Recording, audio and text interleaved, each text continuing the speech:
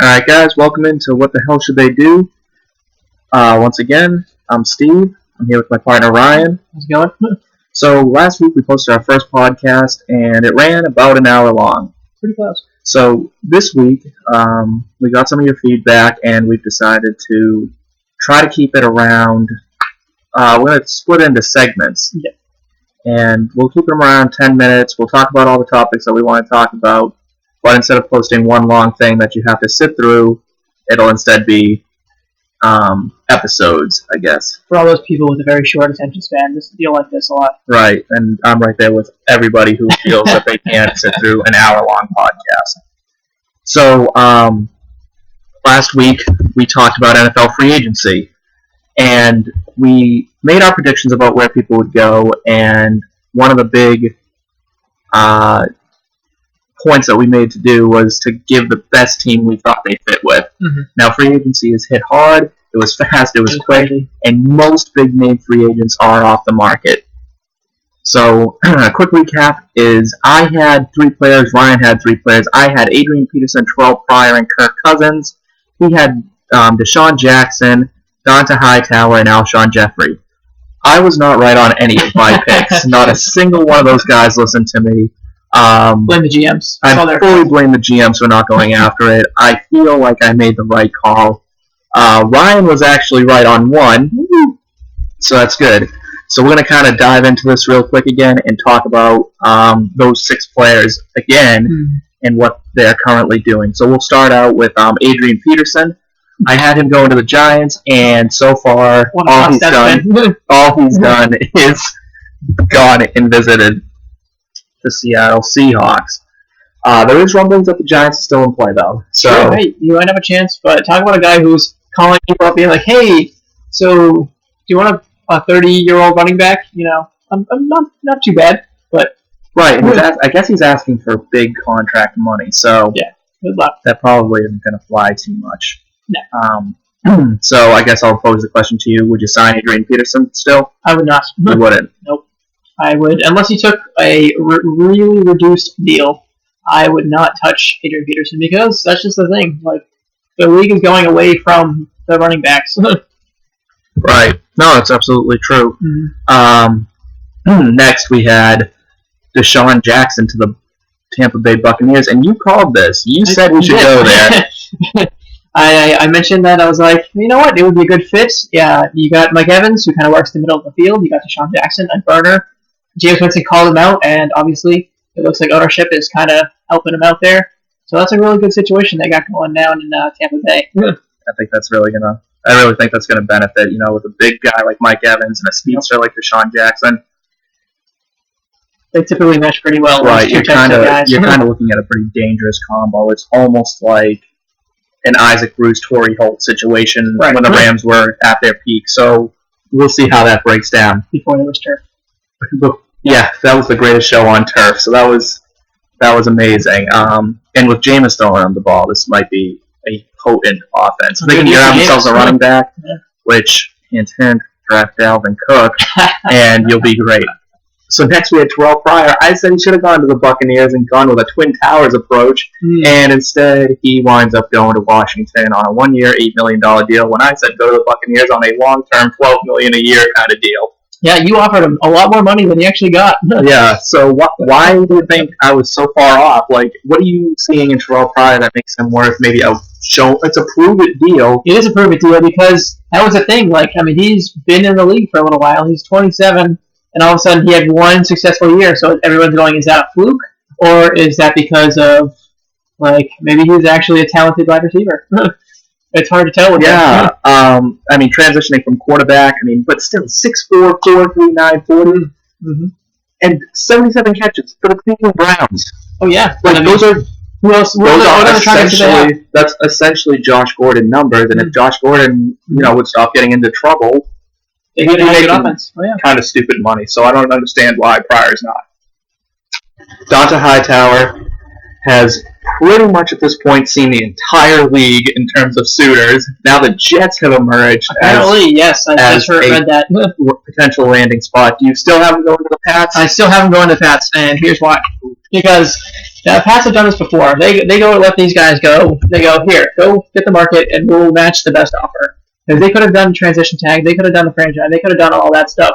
But they chose to take kind of the high road, and they're like, we will try to match whatever you can get. If you can get a higher offer, well, then take the higher offer. But so far, it looks like he hasn't gotten the offers he's gotten, or else he would have already signed. So, That's a good point. Yeah. So if you're Dr. Hightower, do you take a bigger contract and go to maybe a Tennessee who's still a decade away from being a Super Bowl contender, it seems like? Well, Or do you take a little bit of a hometown discount, stay with New England, who has now revamped themselves, we'll get to that later, people, and try to win again? Yeah, I think just because of the scheme fit that I think Dr. Hightower has, I think he should still go to back to the Patriots. But I don't know. He's got a lot of success. He's won a national championship in college. He's won 2 Super Bowls. So he's done it all. So why not take the big pay cut, the payday? All right. So you're saying success over, like, at this point he has enough success. Now he needs money. He could take the money. And he could have a career full of both. Yeah. All right. I mean, I personally don't think he should go to the Titans to do this. No, I think he should go somewhere. Why don't he go somewhere like the winner? Like, I heard the Dolphins is a landing spot, and I think they're just 2 or 3 pieces away from being a contender and a Tom Brady retirement. But, right. That's a couple years away. I mean, I guess the Titans have the best chance of making the playoffs over the Dolphins, even though the Dolphins made it last year. I do think the Titans have a better chance this year. All right. Yeah. So, shocking news. Revelation right there. Yep.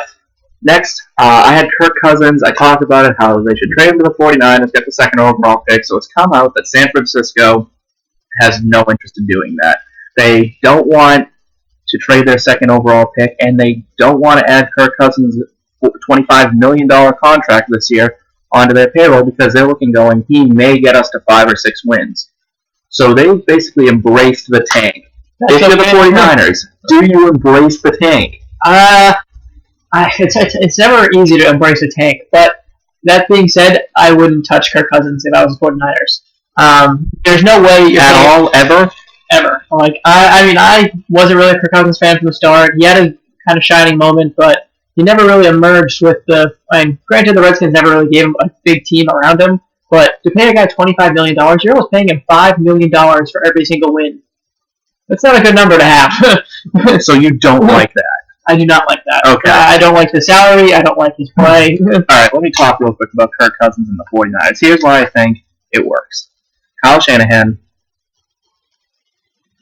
Kirk Cousins, West Coast, blonde. That's right. Kirk Cousins being blonde is key to this entire thing. No, that one is a big, yeah.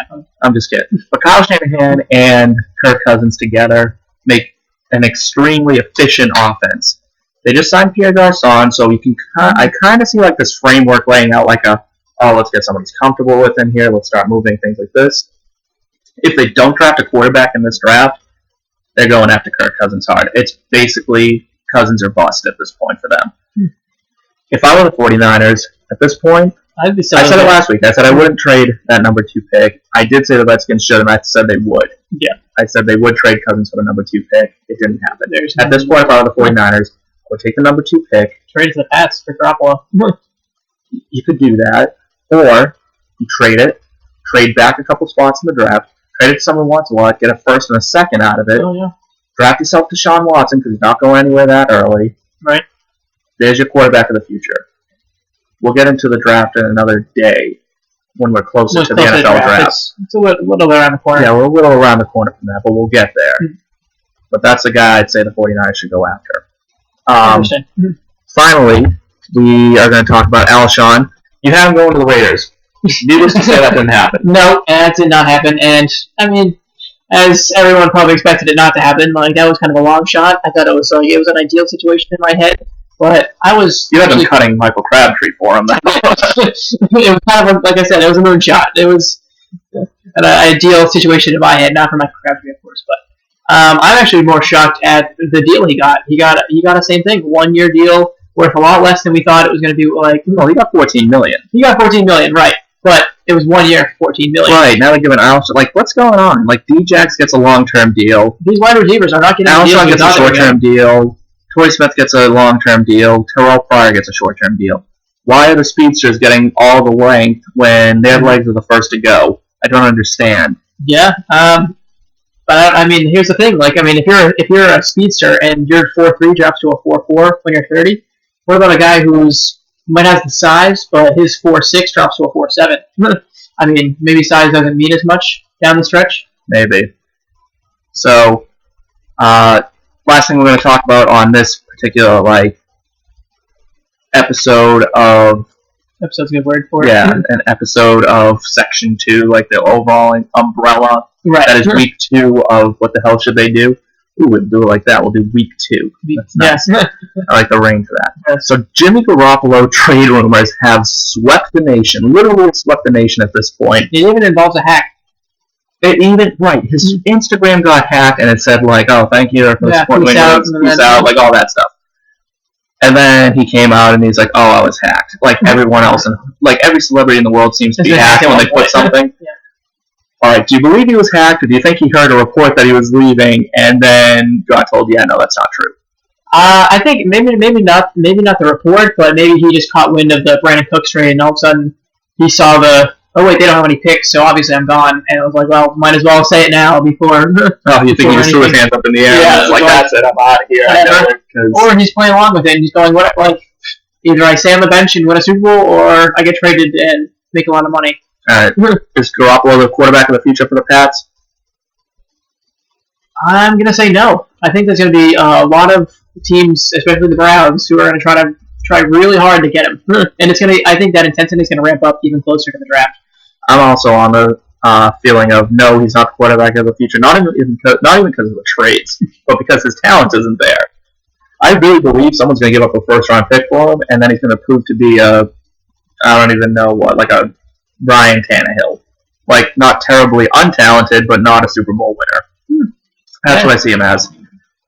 We'll see. I think he has the talent. I think he showed a little bit of, but I mean, he also might have that injury problem. Like, if he has the same kind of injury road that Tony Romo has, I think he could have a similar career. It's actually not a bad comparison at all. Well, throw up a career like Tony Romo's, and you're probably doing something right. Right. So, I mean, I'm not saying he's talentless. Right. I'm just saying, let's ease up on he's the one who's going to bump Brady talk. So that'll kind of do it for this first segment episode. Very successful. So if you want to check out the other ones, feel free.